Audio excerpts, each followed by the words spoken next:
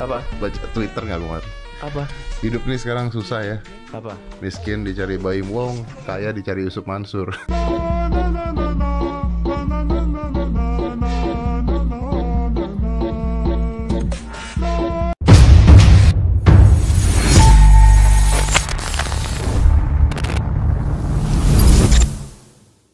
Bismillahirrahmanirrahim. Assalamualaikum warahmatullahi wabarakatuh. Kembali bersama saya Tal Walid. Dalam konten kali ini kita akan ringan-ringan saja. Kita akan mereview ulang beberapa video lama Yusuf Mansur yang mana begitu seorang Yusuf Mansur menggebu-gebunya menyuruh orang untuk mensedekahkan semua hartanya tanpa mikir orang ini besoknya bisa kerja apa enggak, bisa makan apa enggak gitu. Dan tujuan video ini dibuat, saya ingin mengingatkan kepada Yusuf Mansur sekaligus meminta kepada Yusuf Mansur untuk membuktikan apa yang sudah diajarkan ke umat gitu. Kalau dia cuma diam saja atau tidak berani melakukan itu, harusnya dia klarifikasi dong kalau ajaran yang diajarkan itu keliru dan perlu diralat, teman-teman. Mari kita simak video pertama dari Yusuf Mansur. Nanti juga kita akan bacakan komentar-komentar dari para netizen yang budiman tentunya. Ya, punya duit gak? Nggak. Padahal pada saat enggak, Anda punya handphone, Anda punya cincin emas, Anda punya motor. Motor saya belum tanya loh. Ada motor enggak? Ada. Nah. Masya Allah, ini nungguin sedekah yang ini dulu ya. Rezekinya dia. Bu, tuh motor kalau dijual berapa? 5. Selesai. Selesai sudah. Motor dia kalau dijual 5 juta. Tambah lagi emasnya, tambah lagi Samsungnya, tambah lagi TV-nya, lebih dari 6 juta. Ibu berdua berangkat bersama suami. Amin. Jangan amin, hari ini sedekah. Gitu. Jadi iya memang betul. Ini sebelumnya saya sampaikan bahwa yang namanya fadilah sedekah itu silahkan teman-teman lihat manfaat dan keutamaan dari sedekah itu. Ustadz-ustadz yang lain sudah banyak yang menjabarkan itu, Ustadz Adi Hidayat misalkan dan ustadz-ustadz yang lain gitu. Tapi tidak kemudian seperti apa yang diajarkan oleh Yusuf Mansur di beberapa video yang lain, teman-teman juga bisa lihat bahwa Yusuf Mansur mengajarkan kepada orang-orang yang mendengarkan ceramahnya seolah-olah ketika kita bersedekah sampai kita menghabiskan semua harta kita, itu kayak seperti apa sih? Seperti kita itu trading gitu. Memang betul bahwa bersedekah itu akan kemudian membuat amal kita berlipat ganda, harta kita berlipat ganda. Tapi yang dimaksud di sini tidak kemudian bisa dipastikan, teman-teman. Siapa yang tahu ketentuan Allah selain Allah itu sendiri? Allah berhak dong, dan itu hak mutlak dari Allah untuk menentukan apa yang Dia akan kasih ke kita. Karena janjinya bukan cuma 1, 2, janjinya banyak, teman-teman. Entah itu kesehatan, entah itu pahala di akhirat kelak yang berlipat ganda, entah itu rizki yang melimpah, apapun itu, keselamatan, semua itu bisa kemudian menjadi ganti dari sedekah yang kita berikan kepada orang lain. Tidak seperti yang diajarkan oleh Yusuf Mansur seolah-olah memastikan ketika kita sedekah 1 juta kemudian akan menjadi 10 juta. Kalau ini memang ajaran yang diajarkan oleh Yusuf Mansur ini masuk akal dan bisa diterapkan, kami minta dong Yusuf Mansur untuk kemudian mensedekahkan semua hartanya. Kan katanya dikali 10, kan simpel aja. Sedekahin semuanya, tinggal nunggu tuh dikali 10. Lebih banyak bukan? Kalau kita pakai logika berpikir Yusuf Mansur yang menurut saya ini keliru, teman-teman. Baik, kita lanjut. Saya itu sering sholawat di mall. Saya sering sholawat di mall dengan satu doa. Barang-barang di mall yang saya tunjuk nggak ada yang saya bayar. Pokoknya tunjuk ambil pergi. Pokoknya tunjuk ambil pergi. Ayo ikutin. Tunjuk ambil pergi. Ayo. Tunjuk ambil pergi. Tapi sambil sholawat. Mari kita praktekkan. Allahumma sholli sholatan kamilatan wa sallim salaman taman ala sayyidina Muhammadin alladhi.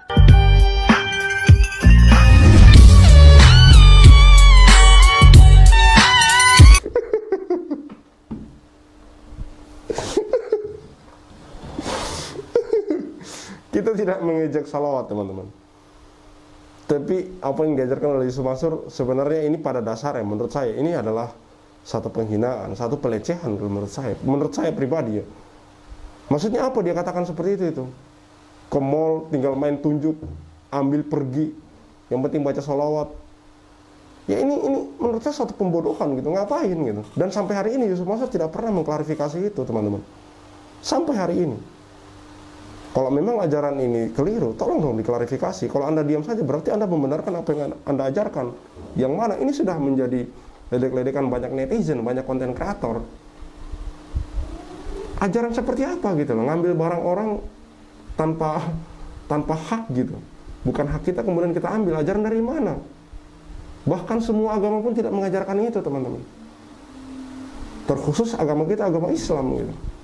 Di bagian mana Islam mengajarkan mengambil barang orang kemudian hanya dengan membaca sholawat kita main pergi begitu saja. Sholawat itu untuk Rasulullah SAW, bukan untuk kemudian digunakan untuk hal-hal dunia seperti itu, apalagi yang tidak benar. Makanya saya katakan tadi ini bagian dari pembodohan. Ini sama saja seperti dia meledek-ledek agama secara tidak langsung gitu, menghina agama secara tidak langsung gitu. Baik, kita baca komentar dari para netizen yang budiman, teman-teman. Dari Adrian Mina, kalau gue disuruh ngomong di depan Mansur, gue bakal balikin, gue minta sedekah semua harta yang Yusuf Mansur punya biar dikali 100 kali lipat. Gimana ya reaksinya? Ini sudah sering saya katakan, teman-teman. Sekalian semuanya disedekahin, rumah, mobil, sepeda. Perasaan dia setiap ceramah judulnya sedekah mulu dah. Kalau sekarang sepertinya sudah mulai berkurang tuh, karena sudah banyak yang kritik. Kasihan ya. Kata-katanya coba dibalik, suruh sedekah dulu ustadznya, kira-kira mau nggak? Nah iya, mau nggak? Lu jangan suruh orang sedekah. Sekarang uang lu udah banyak, lu sedekah dong. Terus ikuti ceramah orang ini, ngemper kita. Terus maksudnya kalau terus-terusan mengikuti ceramah orang itu, Yusuf Mansur itu ngemper gitu, jadi gembel gitu. Karena yang diajarkan Yusuf Mansur itu sedekah sampai di luar batas kemampuan, teman-teman. Itu tidak diajarkan dalam Islam. Jual motor pulang jalan kaki. Sedekah itu secukupnya dan gak menyusahkan kita. Jangan kita jadi gembel buat sedekah. Mansur bener. Ini namanya S3 marketing. Yang pertama kali manggil dia Ustadz siapa, woy? Lah itu Pak Ustadz ada HP, ada mobil, ada motor, rumah. Kenapa gak disedekahin? Nah, netizen udah pada pintar nih. Diminta lu semua lah. Kalau mau berangkat kerja diminta lu semua lah. Nadanya gini, diminta lu semua lah. Kalau mau berangkat kerja gimana cup? Perompak. Yusuf Mansur sudah sedekahkan seluruh hartanya apa belum? Ayo. Sedekah semampunya dan seikhlasnya, bukan paksaan, bener. Ya, itulah beberapa komentar dari netizen. Banyak sebenarnya komentar dari netizen, ada 1000-an lebih, teman-teman. Hanya saya kutip beberapa komentar yang menurut saya menarik. Intinya begini, teman-teman. Ini berawal dari hal-hal seperti ini yang kemudian didiamkan dari zaman dulu gitu. Dari sejak dulu dibiarkan hingga kemudian menjamur dan sekarang banyak orang yang kemudian ngikutin jejak-jejak seperti itu gitu. Saya melihat ada ustadz-ustadz dadakan. Saya melihat banyak public figure atau tokoh-tokoh agama dadakan yang kemudian muncul hanya menggunakan sorban lalu kemudian mengumpulkan sedekah gitu. Baru kemarin viral ada seorang public figure atau tokoh agama juga yang kemudian memiliki rumah sampai puluhan miliar, dan ini sudah susah untuk dinalar, teman-teman. Sudah sulit untuk dinalar, teman-teman. Bagaimana tidak ketika kita melihat usahanya tidak gini ya, bukannya kita kemudian gimana, tapi kalau orang itu kaya, tentu kita akan melihat dari usahanya segala macam, dia bisnisnya apa. Tapi orang ini tuh orang hanya tahunya dia sebagai ustadz gitu. Kok ujuk-ujuk tiba-tiba viral punya rumah puluhan miliar tanpa kemudian sampai hari ini ditelusurin oleh orang-orang, oleh para netizen segala macam, tidak diketahui usahanya apa gitu. Maka saya bilang hari-hari ini, kenapa kemudian saya terus-menerus menyoroti orang-orang seperti ini, agar kemudian ke depan tidak ada lagi orang-orang yang memanfaatkan agama demi kepentingan perutnya sendiri, teman-teman. Ada orang bijak yang berkata bahwa untuk kemudian Anda bisa cepat kaya dengan mudah tanpa modal, gunakanlah ayat-ayat, juallah ayat-ayat untuk kepentingan perut Anda sendiri, teman-teman. Maka sekali lagi saya katakan bahwa ketika Anda melihat tokoh agama, seorang public figure atau siapapun itu, jangan kemudian hanya melihat orangnya, tapi lihat apa yang dia ucapkan dan katakan, didengar baik-baik. Dan Anda juga harus punya landasan. Seperti misalkan untuk masalah bisnis-bisnis investasi, untuk ke depan ketika seorang Yusuf Mansur kemudian mengajak lagi Anda untuk berbisnis, maka jangan dilihat Yusuf Mansurnya, tapi lihat apa yang dia katakan, benar apa enggak. Jangan sampai kemudian Anda jatuh ke lubang yang sama. Jangan sampai kemudian kita jatuh di lubang yang sama. Ini sudah tidak bisa ditolerir lagi, teman-teman. Oke, cukup sekian dari saya. Syahrid Al-Walid. Jangan beranjak dulu, ada video bonus setelah ini.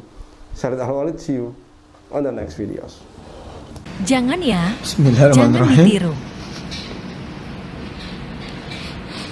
Kepada adik-adik saya, anak-anak Indonesia, para remaja, jangan ditiru.